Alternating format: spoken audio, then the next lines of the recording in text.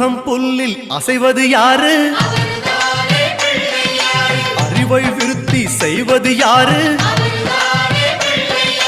மண்ணை குழைத்தால் வருவது யாரு?